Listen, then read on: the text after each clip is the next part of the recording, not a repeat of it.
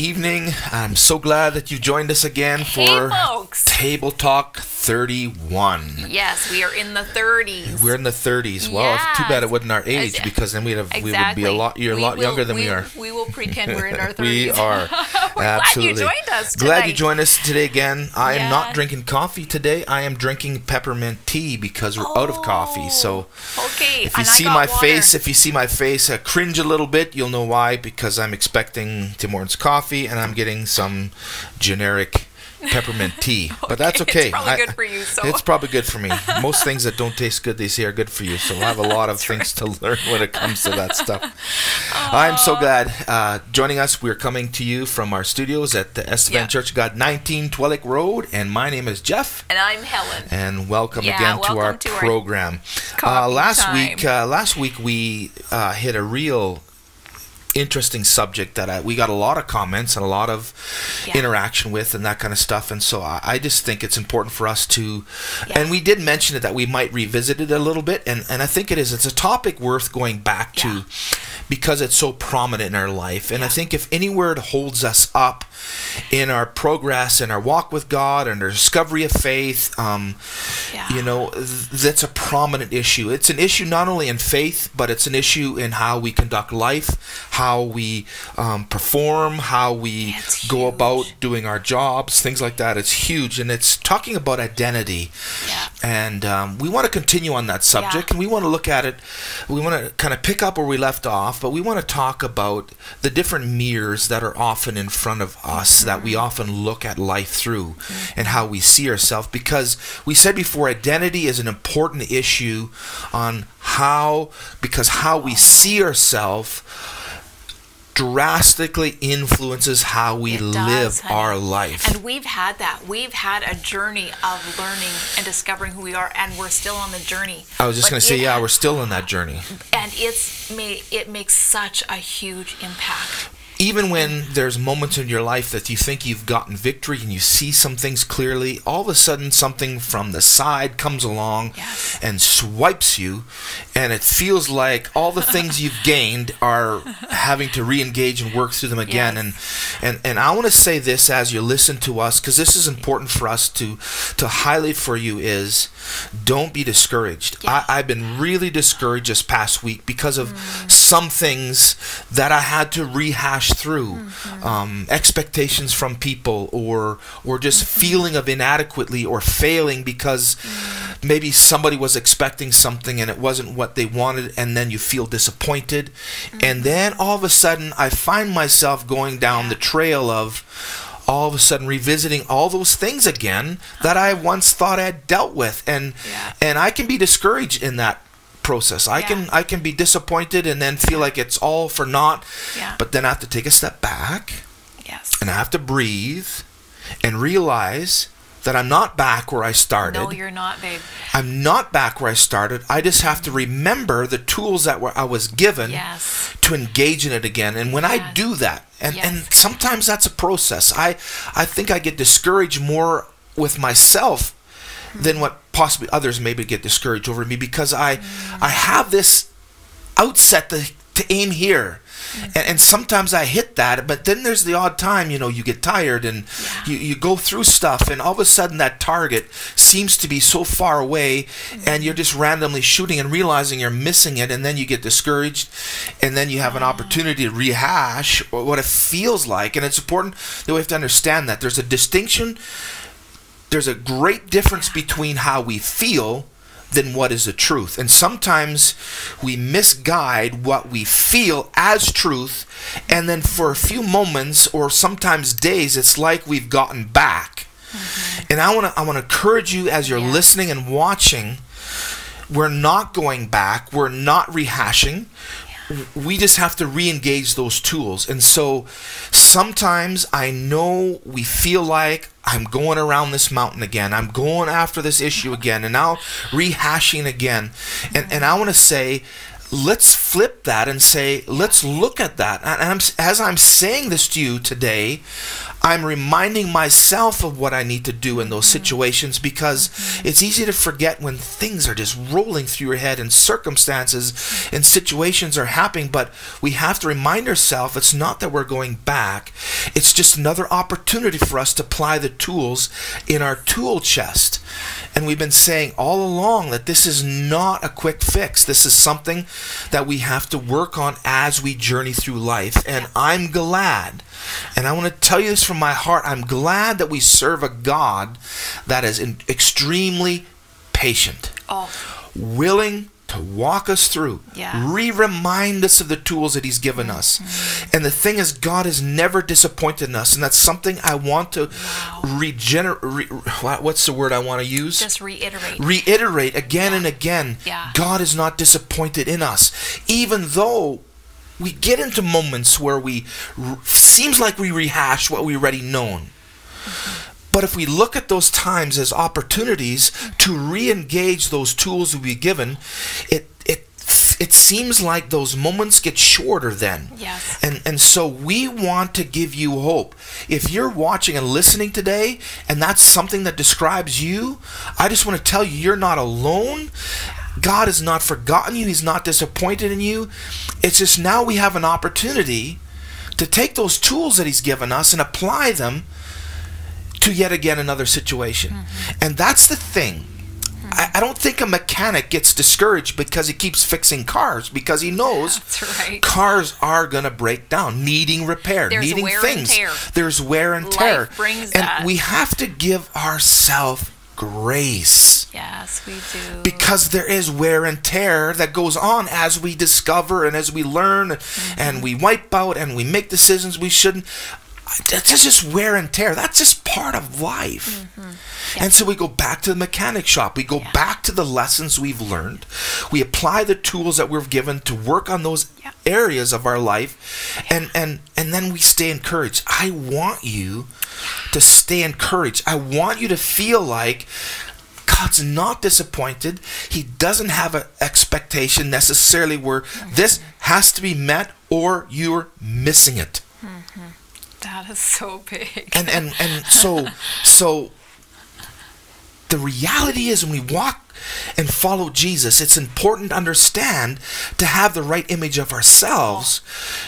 And we look through the proper mirror so we see who God intended us to be, who God declares us to be. The problem often is we stand in front of wrong mirrors. Yes, we do. And as a result, we look at the reflection and we see the distortion. We see the things that we don't like, and then we think God is revealing that to us because he wants to show us our faults when we're just in front of the wrong mirror.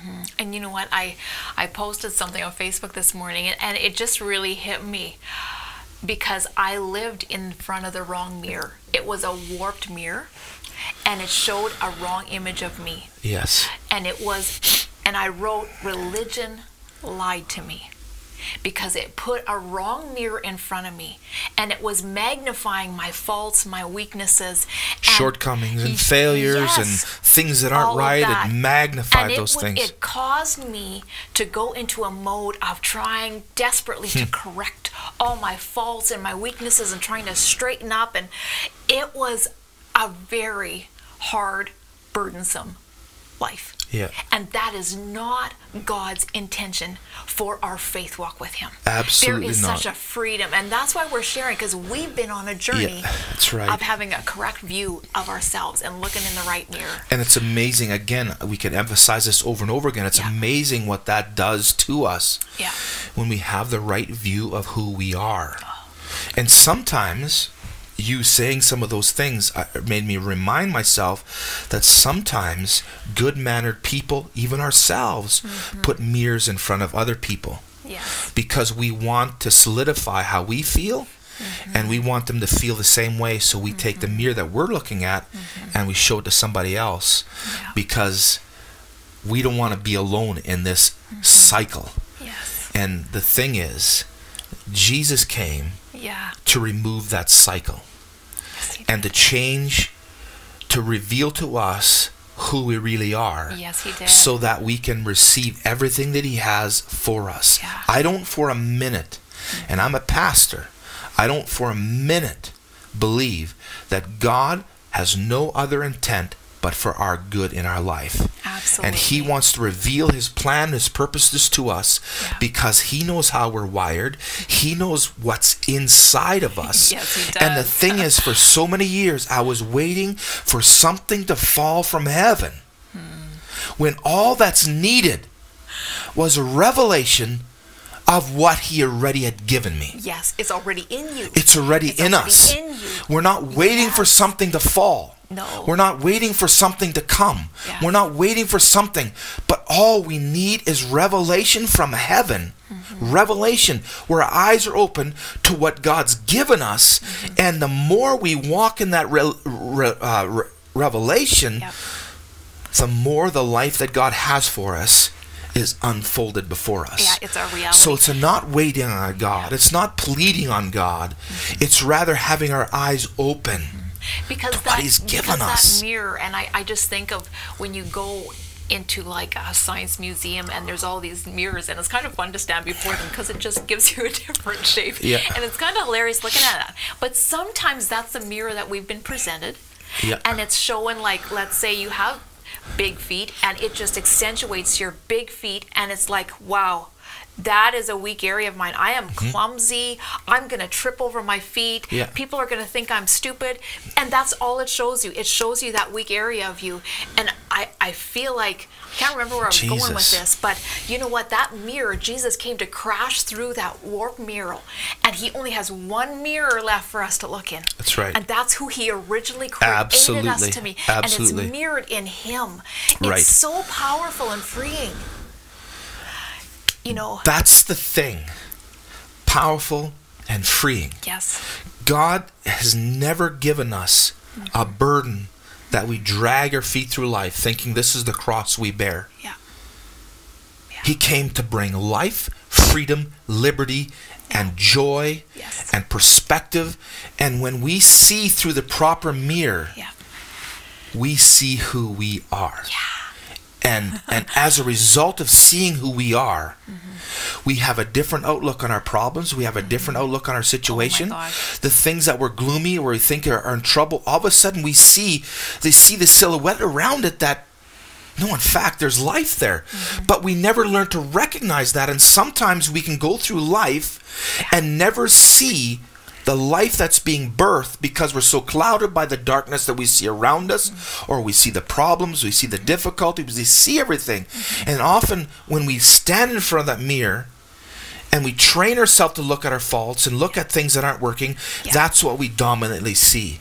Last time, just to recap, and if you haven't listened to the first identity one, we encourage you just to go back on YouTube and just click on that one on our identity, because it's so practical and so real, and it's just so life-giving that we want to expose the truth. We want the reality of the life of Jesus to be so tasteful and to so attractive that you recognize that God sees you and has his best plan for you, and has the right mirror that he can put in front of us to see who we really are. Yes.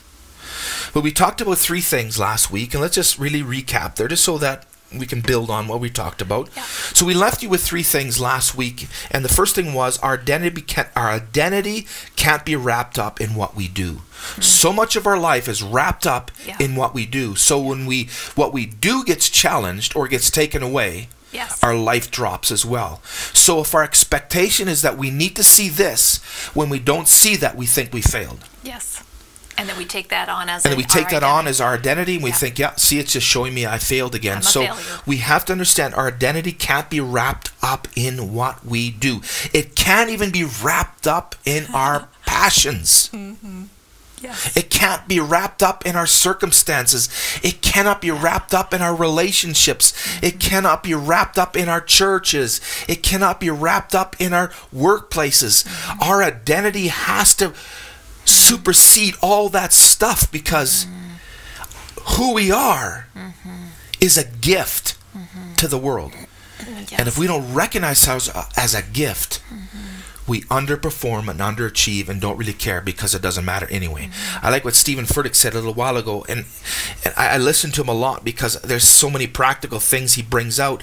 And he says, we ought to go through every day.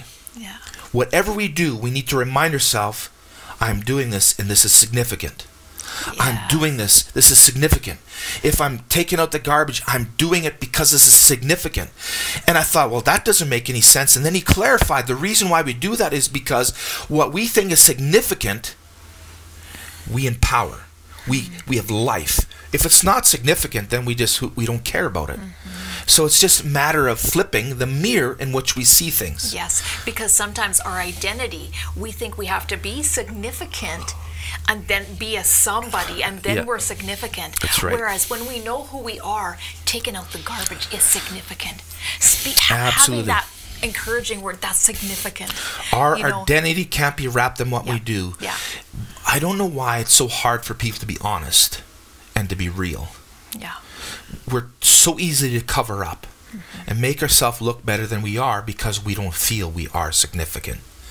And so that's the first thing we talked about. The second thing we talked about is you are who God declares you to be. Oh, that's so without good. Masks, without a list, look at this, look at that, this is done, that's done. Oh, that. Yes. We are who God declares us to be. That's it. And that is awesome. The third thing we talked about is when you know who you are, you have nothing to prove to people around you. That's huge. No need to cover up. Yeah, somebody actually just had this statement, FOPO, F-O-P-O, fear of people's opinions. Yes. And I'm like, that's it. Because as soon as we're afraid of people's opinions, we have to prove ourselves, and our identity is wrapped up in that. We don't, when we know who we are. So I'll say that again because I think it's important. When you know who you are, you have nothing to prove. That's oftentimes, so freeing. Oftentimes we feel like we have to prove because it validates. But when you know who you are, you have nothing to prove. That is freeing. Man, that's so freeing. I had to remind myself this week of some of those truths. And I constantly need to remind myself of these truths. I get to re-engage, work through those things. So today we want to talk about is the whole aspect of what mirror are we looking at? What mirror are we looking at? Because we always live out what we see and believe. Yes, we do. And it becomes our reality. Absolutely. Because when we believe we're a failure, if we believe we're not good enough, if we believe we're full of weaknesses and we can't overcome that, that is our reality. Or if we think we constantly have to reach a certain thing because our expectation of a thing is so high, and this is the picture we have, and we're not seeing that picture unfold, we're not seeing this being captured, we're not seeing this. We identify ourselves with that, and the confusing part of it is, and then we stand in front of that mirror and we're trying to achieve something that possibly we're just looking at it wrong. We're looking at it different. I love that, honey. One person can see the economy's failing, the other person can see, no, look at there, look at there, look at there. They're willing to invest. This is happening. This business is coming. That. Life or death. It talks about in James, it's interesting book of James, is life and death are in the power of the tongue. Your tongue. Because we always speak what we believe. And I'm glad that my life belief system shifts and grows and expands. And we want to encourage you. Life is full and exciting. And so what mirror are we looking at? Because there are some mirrors that are a total illusion. They make you see yourself totally wrong. Illusion is important because illusion, the whole word illusion is trickery. The whole world of the word illusion is trickery. It wants to portray something as real, but it's not true. And the longer we looked at the mirror and it becomes our identity, we take the illusion, the appearance of what it's supposed to look like, we make that fact, and we build on a wrong foundation. Yeah. Yeah. Build on a wrong foundation. Yeah. I've built many parts of my life on a wrong foundation. Yes. And I'm glad God patiently has come alongside, not pointing out those things, but revealing truth, so that I can distinguish the difference between illusion and truth. Yeah. And I have here, because I have stood in front of a warped mirror and it has spoken lies to me. And for mine, it was religion. It was performance. This is not good. Sorry, babe. Want some of my water? I'll have to drink your water. And so when I was trying very desperately to correct my image, because I'm like, wow, that is not very good. And so I was trying to correct myself, and I just want to say, it wasn't me. It was the mirror. Yes. It was the mirror. I was looking in the wrong mirror. It's not you. It's the mirror you're looking in. You have to lay down that mirror. Oftentimes, this is a thought that just came to my head. Oftentimes, when we see a warped picture of ourselves, looking in a mirror like that, we tend to sometimes overcompensate in other areas. And then we're in bondage of trying to portray an image. We don't like that image, so we portray another image so people don't see that image. And the whole time, that image is an illusion. We're basing our life on an illusion. And sometimes, like I said, there's people in our life, in our workplaces, and wherever we are, that carry mirrors in their pocket. And every now and again, they stick it out and they put it in front of you. They want you to see, so they feel better about themselves oftentimes. Or sometimes people can just be lost.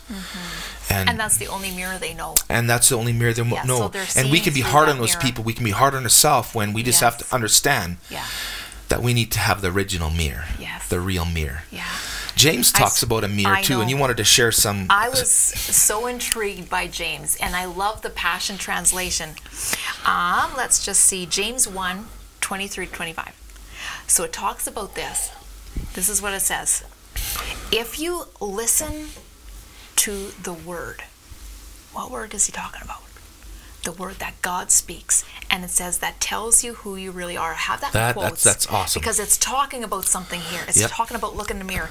If you listen to the word that tells you who you really are, but you just don't take it to heart, you become like the person who looks in the mirror of the word to discover the reflection of his face in the beginning, and you perceive how God sees you in the mirror, and then you go out and forget your divine origin. You forget how God sees you from the beginning. And then it says, wow, you forget what you look like. You forget the real you. But it says, if you look deeply into that word, if you look into that mirror of how God declares you to be, you keep your eyes there, you stoop down and you study it until you become acquainted with the real you. Get to know the real you. And you keep that mirror in front of you. You put the warped mirror down, it's going to show you a finished product. It says perfect. Into that perfect law of liberty. Freeborn. Free. Unrestrained, one who is not a slave, and you are fascinated and respond to that truth you hear, it's going to strengthen you, and you are going to experience the real you, God's blessing in all that you do. I love the word experience, because many times we can have thoughts and principles in our head. Those are great thoughts and principles. But it's experiencing the truth that transforms us. And it's not only exposing the truth. Because we can be exposed. A reality. It becomes a reality. It becomes alive in you. That's something nobody can do but ourselves. That's something no one can do for us. That's God is in a business through Holy Spirit to open our eyes. And here it says, you look in the right mirror and you keep looking in I think it's important for us mirror. to talk a little bit about keep looking, because there are so many things in life that are meant to distract us. And they distract you when you They distract. And then we look, and then we go back and we're distracted again. And so sometimes emotions and feelings are distractions. Sometimes the things and events we go through can be distractions. That's why, like he says, keep looking. Yes. Almost you get the idea where that needs to be something you intend to purpose to think about. Because our thoughts are directly related to how we live. Yes. Yeah. It's powerful. And what we fill ourselves with. And you know what? There's a word in there that says, as a man looks into the mirror, his natural face, as you look with your natural face, that word natural means Genesis, your original design. From the beginning. Go back to the beginning, how God sees you as good. Jesus. And you're made in his image. And he's going to say, son, you've got it. Like, that is that is the word of truth. That is the real you. And this is just saying, you got to keep looking in that freedom, in that right mirror. It's going to free you to be the real you, to live it out. Again, yeah. There's going to be distractions. We have distractions. We have distractions all the time. Yes, we do. We hear voices. We listen to the news. We listen to other people. There's so many things that we can be distracted to. And I want to encourage you, as I'm doing myself, I'm going to start practicing. I have in the past. I'm going to re-practice that when stress comes, when opportunities of distraction takes place, first of all, I want to identify them. This is a distraction. Yes. This is an illusion. This is not true. Yes. I don't want to focus on the illusion or distraction or what isn't true. I want to focus on intently into the right mirror. Yes. Because as I continue to look in that right mirror, I see who I really am. Yeah. Who God created me to be, what God speaks in me, and what God believes in me are all revealed in that mirror. I don't want to get distracted and forget that. Yeah. Because when I forget that, I'm immediately influenced by what distracts me. And it says, and it's not about effort and no. It's not about, I got to keep, it's all this work and it's such a heavy load. And no, the mirror shows us who we are. Yeah. And that's freedom. Yes, it is. That's freedom. Yeah. Because we begin to believe it. Yes. And when we begin to believe it, it becomes our reality. Absolutely. And that means we get freedom inside, and it don't matter what's going on out here. That's right. That's so powerful. 3 things that we want to leave to you as you're coming to our 30-minute mark, and we'll see what we'll do the following week, if we're going to continue on or what we're going to do, but these are just practical things that we can grab onto. Yeah. It changes everything about us. So 3 things we want to leave you here as we come to a close to our Table Talk number 31 is this. Don't let what you often see determine your direction or attitude. We've been talking about that. This is a takeaway. Don't let what you often see determine your direction or attitude. Because we live what we see and what we believe. So let's make sure we're looking in the right mirror. Yes. Let's make sure we're looking in the right mirror. And I made a note here, and we just mentioned it because it's important for us to know, because it's part of our freedom. It's part of us practicing getting out the right mirror. People, including ourselves, can often be good at putting mirrors in front of us. Make sure we're looking through the right mirror. Second thing I want to leave with you is this, and this is important. You're not damaged goods. Rather, you're a beautiful picture in the making. So often we see ourselves as damaged goods. And more often than none, if we're honest, myself included, is we use that as an excuse to keep the wrong mirror in front of us. I'm just damaged goods. I've been wounded. I'm offended. I'm hurt. I've been marginalized. I've been said bad things about. People don't respect me. All these things are excuses for us to see us as damaged goods. When I began to recognize that I was not damaged goods, but I was a beautiful picture in the making, it changed things. Sometimes those challenges come where we have to re-engage in that.